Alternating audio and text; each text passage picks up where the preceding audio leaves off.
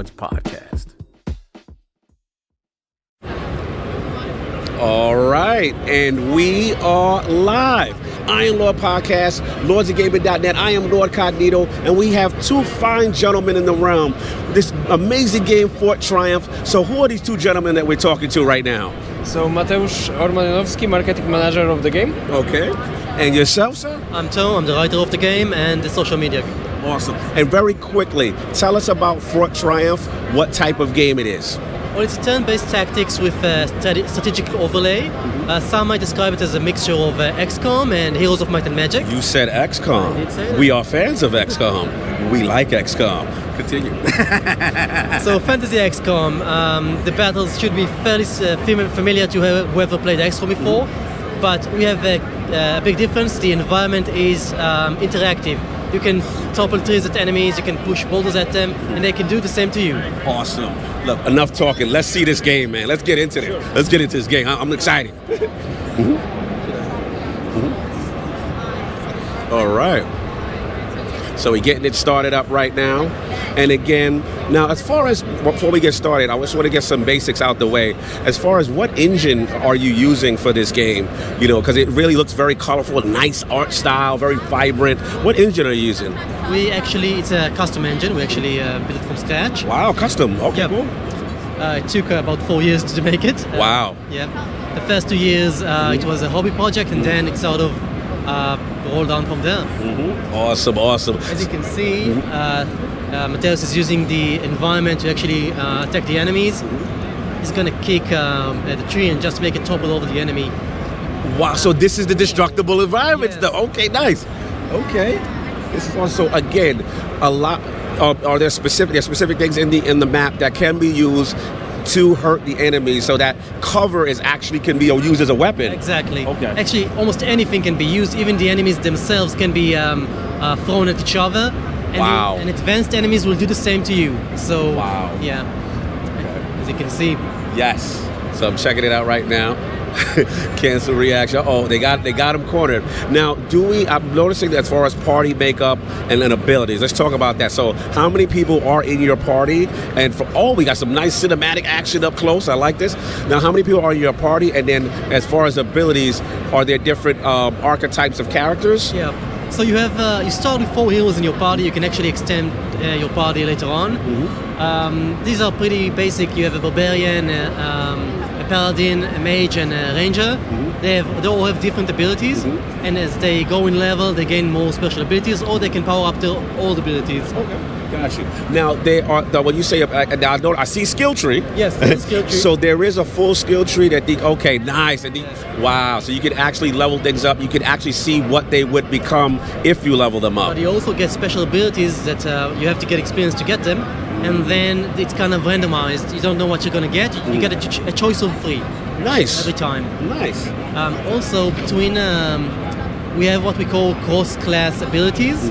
So you sometimes get one of those into the randomized pool. And so even characters of the same class can often turn out quite different from each other. Right.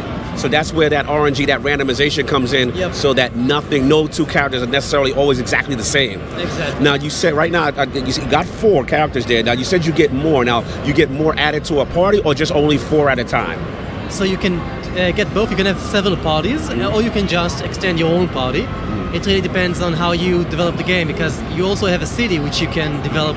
You can build more buildings at your fort. You can expand your abilities there, and then it decides on how you're going to play the game, with more parties or just one large party.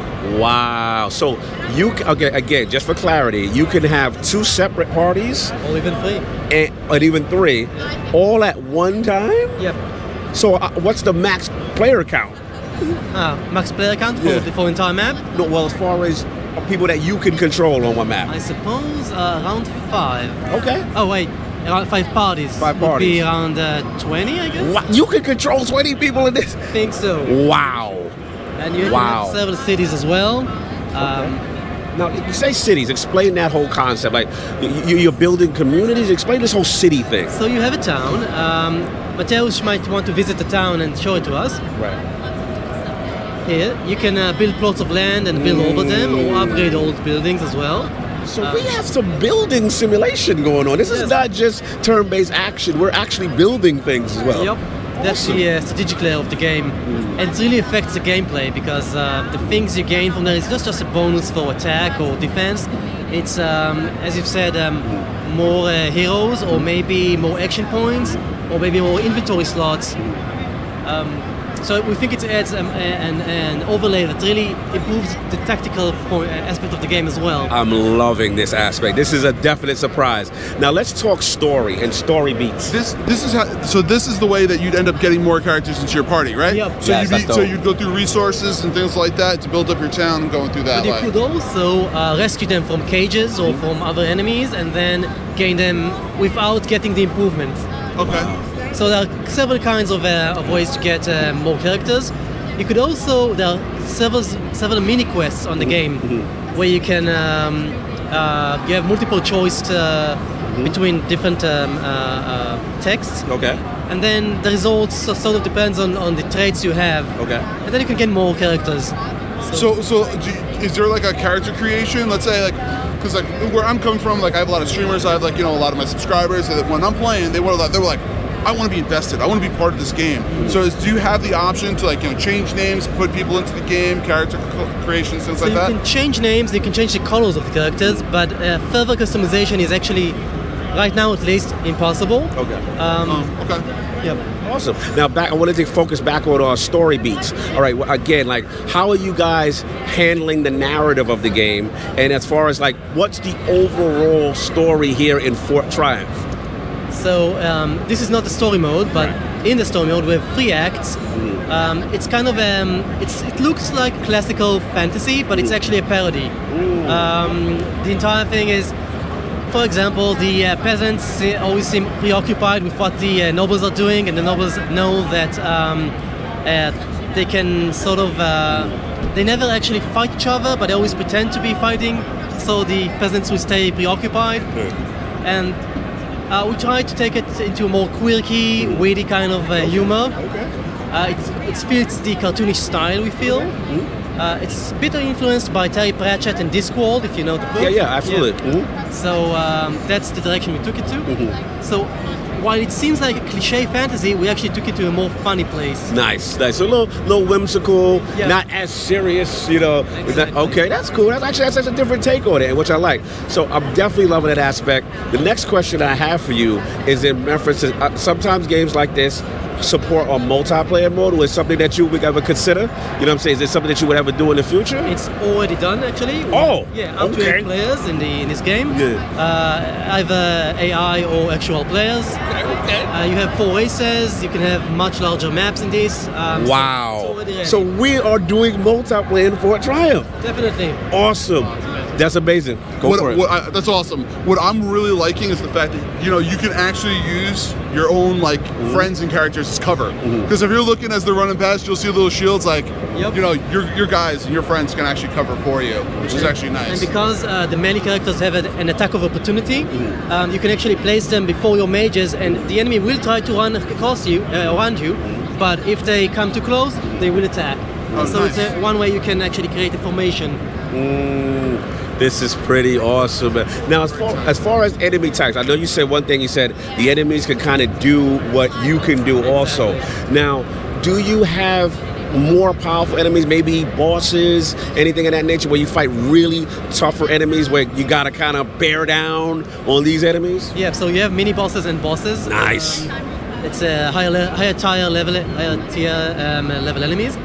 Also, you have other opponents, the enemies that can actually do what you can do and gather resources and actually take things that you wanted for yourself. So both kinds exist: enemy heroes and enemy bosses. Right. Now, this is awesome. So again, last question as far as the type of game modes. You said multiplayer. You said story mode. So is there another mode besides those two? Or those are your two basic, your basic story and then a multiplayer? Yeah, Skirmish is actually the multiplayer. So Okay, Skirmish is the multiplayer. That's the name of it officially.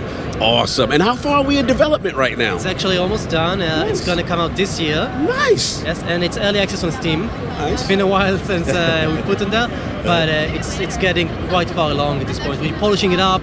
We're trying to get as much feedback as we can and just polish everything up. But it's almost done. Oh wow, this is hype. I'm super hyped for this. Now, the last question I want to say is, I know you said Steam, Yes. but as a console guy, I would love to see this come to console. Now, And as a colorful art style guy, I would love to see this come to Nintendo Switch. Are there any plans that these might happen on console? There are plans. And You heard it here first. it's more than likely. More than likely sounds good to me. Listen, y'all, Fort Triumph, very surprising title, a little hidden gem. We're going to keep our eye on it. Absolute pleasure to cover this game. We are looking forward to it. A pleasure to have you in the realm. Thank you. Fort Triumph, Iron Lord Podcast approved. Be on the lookout, y'all.